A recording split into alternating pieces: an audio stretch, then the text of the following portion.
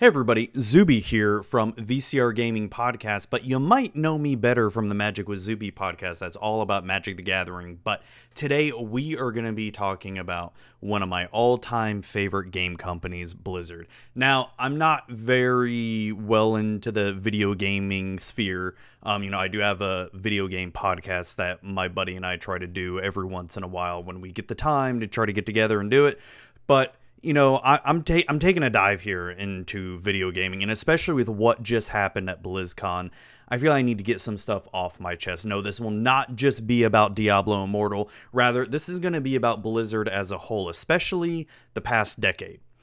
As many of you know, Blizzard has changed dramatically in the past decade. They are no longer the Blizzard of old that we remember growing up with Warcraft 1 and 2, Starcraft, Diablo 1 and 2, and Warcraft 3, and so on and so forth. So the title of this video is called Blizzard's Decade of Decadence, and I want to go over some of the misses that Blizzard has had with their main three IPs, and that's going to be Starcraft, Warcraft, and Diablo. I am not going to be talking about Heroes of the Storm, Hearthstone, nor Overwatch because, one, they're all very new IPs. They don't have a lot of history behind them, even though Hearthstone, my God, is already, 2012, 2013, I think, 5 years old. Holy shit. But anyways, we're going to be mainly talking about the three main IPs and a lot of the misses that Blizzard has had with a lot of these games here, and we're just going to go through them one by one here, starting off with StarCraft 2. StarCraft 2, as many of you remember, came out in the year 2010, and it was highly anticipated game because we had not had a StarCraft since, when did Brood Wars come out? 2000, I think it was, and this game we've been waiting for it for a long time at this point. And we were just so excited about it. I know I was personally pumped for it because I loved StarCraft 1. That will still be my favorite Blizzard game they have ever made, even though I've sunk more hours into other games at this point.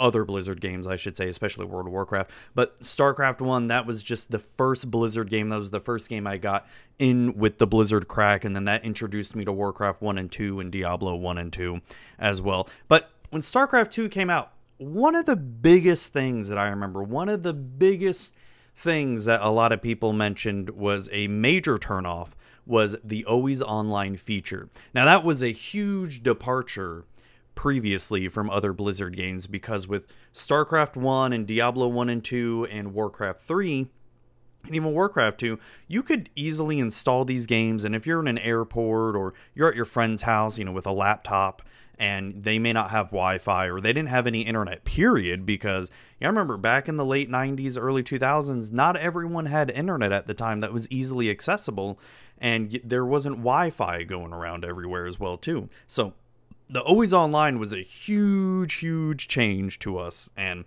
that came with a lot of vitriol from the community because StarCraft 1, I can remember I've had many laptops where I would just load it up and play the StarCraft 1 campaign, maybe play against computers, play some user-made maps that I downloaded, and play around and mess around with it from there.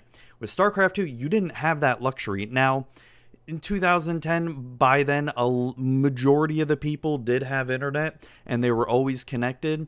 But this was still one of those, maybe you're in an area where, hey, you have crappy dial-up, right? Or maybe you just don't have internet, period, or you can't get to internet, and you won't be able to play StarCraft 2 now. That was such a huge detriment to this game. And even though nowadays, I don't think anyone even complains about that StarCraft 2 has to be always online, but you got to remember, back then, that was a huge deal and such a huge departure.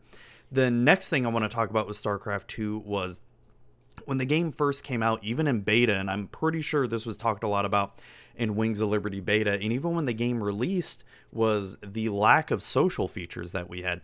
Now, it's not that StarCraft 1 was breaming with social features, right? They were all very basic, chat rooms. You can make your own chat room. You could whisper people pretty easily. The only kind of social feature we really had with StarCraft 2 was your buddy list that you'd add people on, or you'd be able to whisper an opponent pretty much, or whisper your friend. And that was about it. There were no chat rooms or anything like that. And that spawned the really popular meme was, do you really want chat rooms? Yes, Blizzard, we do. We did want chat rooms, even though they did later implement chat rooms and, you know, clans and guilds and all that kind of stuff later on in StarCraft 2 when Heart of the Swarm came out. At the beginning, that was a huge deal. It spawned many memes of, you know, StarCraft 2, of, you know, comparing StarCraft 1 and StarCraft 2. The Battle.net 2.0 felt like a Battle.net 0.5 compared to the first iteration of Battle.net with StarCraft and Diablo 2 and Warcraft 3. So social features was a really big deal, and that caused a lot of hate. And this was sort of the beginning of, we're starting to see a major change in Blizzard here. The last thing I want to touch on with StarCraft 2 is the custom games in the beginning were an absolute mess. There was no easy way to find custom games that weren't the top of the top and top popular ones. And only the popular ones made it. And you couldn't create your own room to be able to get people in and play the game. Not unlike you could in StarCraft 1, where you'd be able to, like, okay, so you want to play Helm's Deep, right? You go and, like, Helm's Deep, get in here, or Helm's Deep, easy, or, you know, whatever the naming convention was. I don't remember exactly. Or, you know, what was the other one? There was the Return of the King one. There was Bunker Wars, and what was it? God's Land, where someone played God and everybody else had to fight and try to get God's favor. I always liked that one. That was a really fun, enjoyable one. So that is about it for StarCraft 2. Now, the game today is far above and beyond compared to what it was, and it has seen a major evolution. Now StarCraft 2 is free to play. I think the only thing you really pay for now is the campaigns, I think. But yeah, so I didn't want to mention that here because I feel like a lot of people in hindsight forget a lot of the mistakes that Blizzard's made. And that's the point of this video. So next, we're going to get on to World of Warcraft, and we're going to save Diablo for last here because that's the juiciest one. So World of Warcraft, I have been playing this since vanilla. I started off with Warcraft 2 eventually, then worked my way back to Warcraft 1. Quickly cheated my way through the campaign, because if you try to you start off with Warcraft 2, then you go and try and play Warcraft 1, you're like, oh dear God, the controls are terrible. I almost kind of wish I started my whole Blizzard experience with Warcraft 1 because I wouldn't know any better on the controls or anything. But it was bad. It was bad trying to play Warcraft 1 going from Warcraft 2. But anyways, so World of Warcraft I've been playing since vanilla. Super heavy into it, especially during Burning Crusade and Wrath of the Lich King. I think a lot of people were, you know, and then with Wrath came out, there was the term Wrath babies, as a lot of people remember. But when Cataclysm came out, there was a lot of change going on in the World of Warcraft. The biggest one that I want to mention is, so the term Wrath baby comes from, I think, you know, because epic loot was so easy to get in Wrath of the Lich King. And plus, the dungeons and even the raids were super easy in Wrath of the Lich King comparatively to Burning Crusade and even vanilla. Now, you can make the argument that heroic raids in Wrath of the Lich King were hard. And yes, they were. They were hard. But for most people who are just, you know, not that hardcore and not that into heroic raiding. Like, I wasn't that into heroic raiding, even though I did do a lot of it. I was more into the normal raiding, the pug groups and all that. And you have to admit, Wrath was super easy compared to previous expansions. So that was a major deal with Cataclysm. Cataclysm was hard. It was very hard in the beginning. Heroic dungeons felt like going back to Burning Crusade, where you had to crowd control every single pull. The problem with that, though, is when you have this population of a lot of people who not only maybe started in Wrath of the Lich King, but have grown used to how Wrath of the Lich King was, you create problems with the people wanting to actually deal with that challenge. And that was a lot of pushback on the community to Blizzard saying, hey, we don't want these hard dungeons. Yeah, maybe if I had time to play all these dungeons, I don't mind it, but come on, let's go. I don't want to play one dungeon and it takes over an hour. I don't have time for that. And they really did listen, because later on and towards the end of that expansion, when they had those 3 time walking dungeons, or oh my god, The I'm forgetting the name of it. The time walking ones where you see the events of Ashara and Illidan and all that stuff. Um, trying to get the Dragon Soul, I think it is. Um, those dungeons were very much like Wrath dungeons, as they were just stupidly easy. You just close your eyes and pull everything and win. Um, there was also a lot of issues going on with the lack of meaningful endgame. And what I mean by that, when the game first came out, when Cataclysm first came out, there was a lot less dungeons to do compared to Wrath. And I remember hearing a lot of criticism about Tol Barad, which was basically a less interesting version of Wintergrasp. Everybody remembers Wintergrasp was the one battleground that you could go back and forth, and you try to control the castle, and whoever controls the castle gets the little PvP raid. And Tol Barad was very similar to that, but it just didn't feel as fun, and there was a lot of criticism with that as well. And then also Looking for Raid was introduced as well too.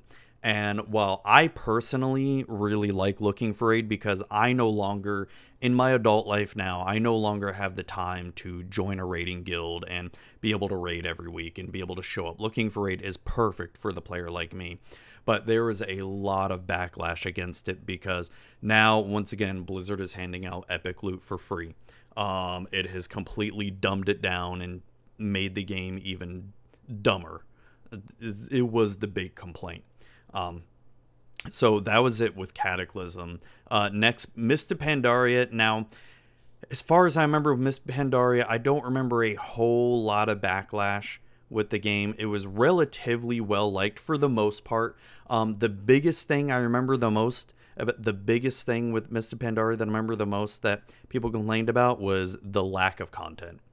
Siege of Orgrimmar, we did that raid for way too long. Even though I only did LFR, we played that raid for way too long because then we waited for the inevitable, awesome, fantastic expansion called Warlords of Draenor. And let me tell you what, Warlords of Draenor had one of my favorite leveling experiences throughout the entire game. I loved the leveling from 90 to 100 in Warlords of Draenor. I don't care what anyone says. That was some of the best leveling we've ever had. The problem, just similar to Cataclysm, was the end game, where you spent the majority of your time in your garrison by yourself, closed off from everyone else in the world, and you felt like you were playing a solo game. It didn't feel so much like an MMO at that point. Granted, we still had dungeons and PvP and all that good stuff, but there was so much to do in your garrison each day to keep up with it that it felt almost useless to go outside your garrison. Professions became so useless in Warlords of Draenor because your garrison made it useless, especially gathering professions. We also know that Blizzard cut a lot of content for Warlords of Draenor. The 8.1, Warlords would have been 6.1. Yeah, 6.1. The Twitter update, the infamous Twitter update debacle. How was that even a major patch point when nothing else came out? I think a little scenario came out, and that was about it. We also know that it was rushed. There was a lot of stuff cut because all of a sudden we're fighting the Iron Horde. Then it did this weird 180 turnaround where, oh my gosh, the Iron Horde are our buddies now, and now we got to kill Gul'dan. And oh no, Gul'dan summoned Archimonde, and we got to go stop Archimonde now, or Archimonde. I don't know how you say his name. I'm so bad at pronouncing these names. If you listen to my Magic podcast, you know how terrible I am at pronouncing a lot of these names. So, I mean, a lot of people did not like Warlords of Draenor, and Blizzard knew that they had to do something because subs were going down. Then Legion came out. Legion was a very good expansion. I will say I didn't play Legion for about a year. I didn't really catch up on it until probably like 6 months before Battle for Azeroth came out, and I didn't really have too many complaints with Legion. I did play Legion in the beginning for about 3 months, then I stopped. Didn't play it again until like the last 6 months. So I wasn't there for the entire thing. I don't have a lot of complaints. I still don't like Suramar. Not a fan of it. It just felt way too boring. The artifact system was awesome. I really enjoyed the artifact system. And then we get to Battle for Azeroth, which is the latest World of Warcraft expansion. And the two biggest things, I first want to talk about the story. The story is about Horde versus Alliance, how you're feeling a war. Well, when you're leveling up on either side, Horde or Alliance, it doesn't even feel like there's a war going on, really. Unless you're doing the war camp. Excuse me. Unless you're doing the war campaign, you can't tell there's really a Horde versus Alliance war going on. Now, in the beginning of the expansion or pre-expansion, the pre-expansion events where it showed, the Horde destroying the Night Elf tree, and then, the Battle of Lordaeron, the Battle for Undercity, that felt more like a war. That was really fun. But while you're leveling up, it doesn't feel like there's a war going on at all. And then when you do the war campaign, I'm assuming that it's going to be ramping up in the next few patches. They didn't want to just shoot their load in the beginning of the game, right, with the war campaign. But right now, I haven't finished the Horde war campaign yet, so I can't comment on that. But so far, the Alliance war campaign feels sort of like you're barely stopping them, right? And then when you do get somewhere where you're about to stop them, Nathanos runs away and leaves, and you're like, oh, I'll get you next time, Inspector Gadget type shit. The other major complaint with Battle for Azeroth is the Azerite system. The Azerite system feels like a complete step back from the artifact system. And let's be honest here. Now, they've done a lot of improvement with leveling up your Heart of Azeroth and getting more artifact power easily with the world questing and any other kind of quest. Maybe dungeon quest and raid quest and all that stuff. So they are taking steps to make it feel not as terrible with leveling up the artifact, your Heart of Azeroth, I should say. But it still feels, I agree with a lot of the criticism, it feels like a step backwards, right? It feels, especially when this game first came out, and while I have been enjoying the game, I've been loving a lot of the scenery. The scenery is some of the most gorgeous we've seen in World of Warcraft yet. But I agree with a lot of people. This feels like Legion 0.5, that they had the A team working on Legion and the B team working on Battle for Azeroth. The other big complaints that I hear a lot are the classes. How classes just don't even feel that special anymore, especially with the global cooldown going on. And then also how unexciting leveling has become to when you get to level 120, there's nothing exciting. You don't unlock a new talent. There's no new skills or anything like that. What's the last talent you get? Level 100, I think. So that is World of Warcraft in a nutshell. Those are all like the really big problems that I've noticed with World of Warcraft. And last, we're going to touch on Diablo here. Specifically starting off with Diablo 3. Once again, Diablo 3, it's very similar to Starcraft 2 was when they announced it was going to be always online. That was another huge blow to the Diablo community because, like I said before, with Starcraft 1, Diablo 1 and 2, you could install on a laptop, install on a computer. If you didn't have internet somewhere, you could still play Diablo 1 and 2. Diablo 3, you cannot do that. Now, you kind of can play Diablo 3 without an internet connection if you have a console or a Nintendo Switch. But at the time, we had no idea that it was coming out to console. So when they announced it was going to be always online, that was, oh, great. Once again, we're going to have to be always online with this. So without getting too deep into that, that was a major thing. How many people you could group up with in Diablo 3 was also a big contention point, because in Diablo 2, you could group up with 8 people.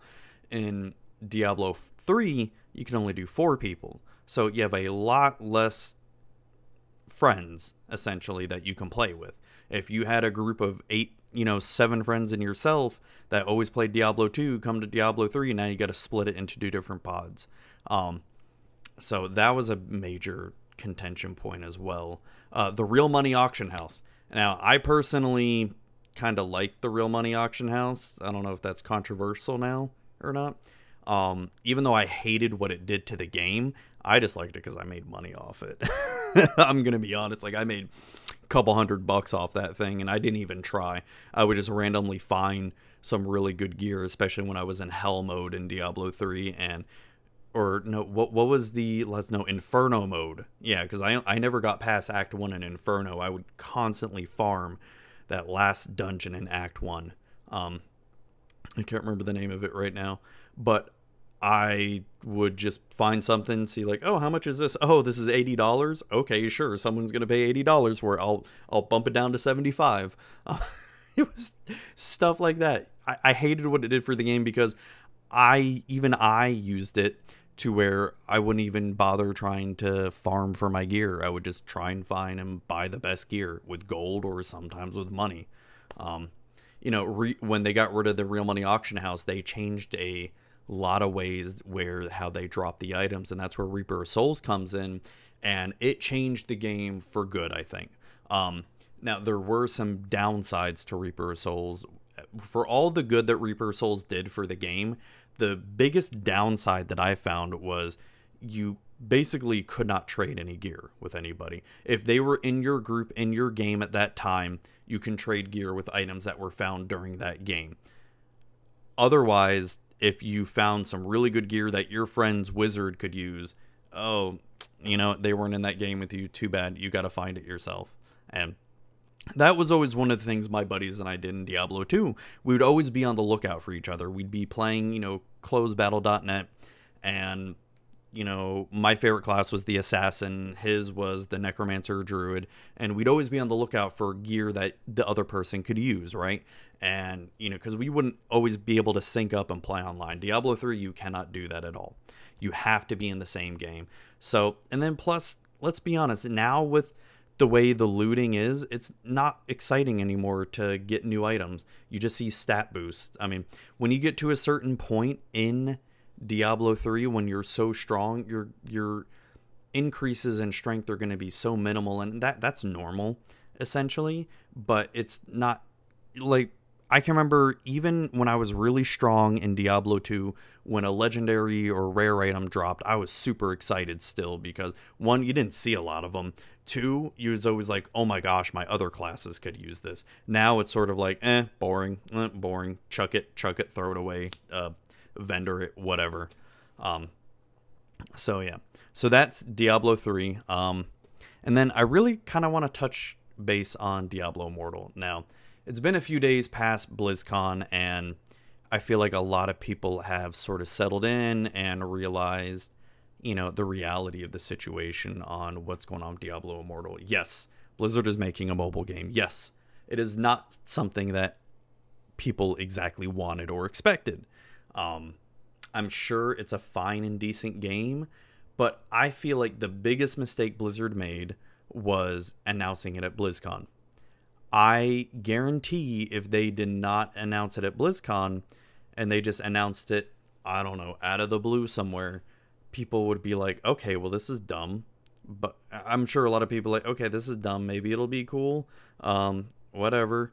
You wouldn't have that many people that are mad. I mean, there's this whole friggin' argument about entitled gamers and blah, blah, blah. People shouldn't have acted the way they did at BlizzCon. You know what? I'm not condoning that type of behavior, but I can understand their feelings on it. Because especially when, that one guy asked, like, hey, is this ever going to come out for PCs or only mobile phones? And they said, no, we don't have any plans to put it on PC.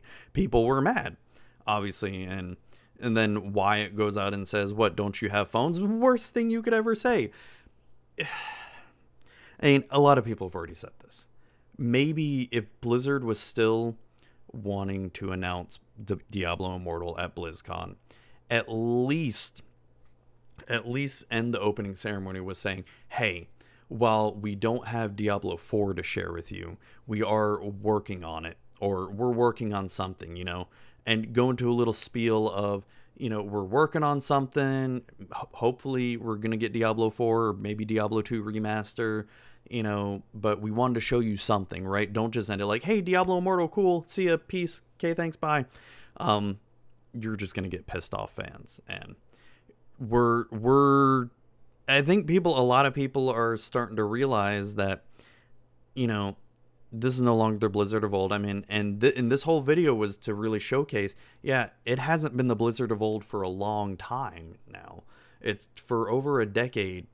We've been seeing all these changes with the games that we love, right? I mean, I still have extremely fond memories of the first time I loaded up Starcraft 1 and being able to playing the little tutorial mission. I thought it was the coolest thing ever because, you know, I'd always want to play a real-time strategy game. I remember seeing my friends play Command and Conquer, but for whatever reason, my mom wouldn't buy it for me. And then I got StarCraft 1 because my friend burned it for me, and I put it in, played, and, you know, this is back when you could actually, you know, burn games and lend them to your friends, and it wouldn't affect anything except playing online at the same time.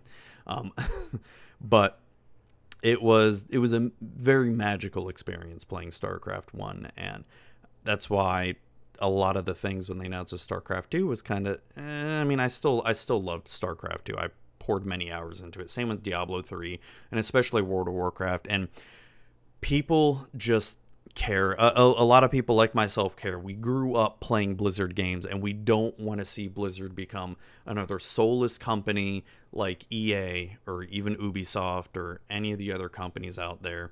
And we want Blizzard to remain the way they have been and hope they continue to do so. But the sad reality is they may not be. And this may be the new, you know, mantra for Blizzard is they start doing mobile games. And it's not that mobile games are bad, but with the reputation of the company that's helping with this mobile game, since they do a lot of cash grab apps and cash grab games, it's kind of worrisome how much of a cash grab this is going to be. And it's really got me, you know, I'm not even looking forward to this game. I mean, am I going to try it out? Yeah, probably. Am I going to buy it all the way? Yeah, fucking probably, because Blizzard's got me by the freaking neck here. I'm even going to buy Warcraft 3 Remastered because I love Warcraft 3.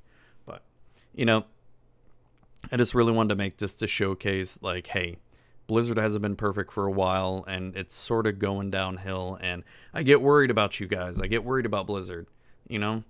I love you as a company. I love your games, and we care. That's why people are so angry and mad, because we care. We wouldn't be mad if we didn't care, right? We love your games, and we just want to make sure that these games are going to be as the same kind of polish that Blizzard always puts out, right? So there you have it. Zuby out.